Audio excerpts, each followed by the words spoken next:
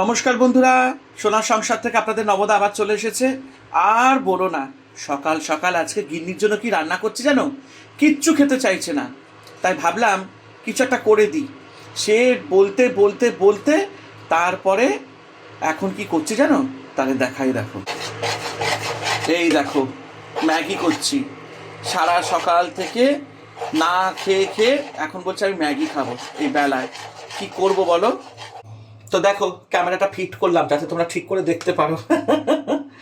এই যে গিন্নির জন্য ম্যাগি করছি, গরম গরম ম্যাগি গিন্নিকে বেড়ে দিচ্ছি। সবাই বলো যে বউ তো কিছু করেই না, শুধু আমিই করি।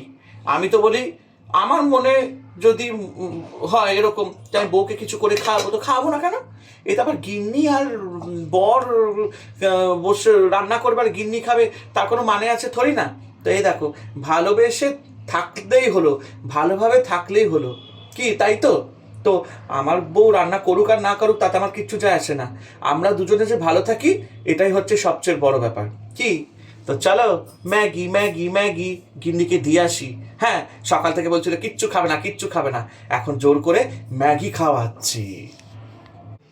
এই চলো, কোথায় গেলে? সকালবেলা থেকে না খেয়ে খেয়ে এই যে কি যে বলি, ওফ, আমার আর ভালো লাগে না। ধরো ধরো ধরো ধরো, ম্যাগিটা ঠান্ডা হয়ে গেল।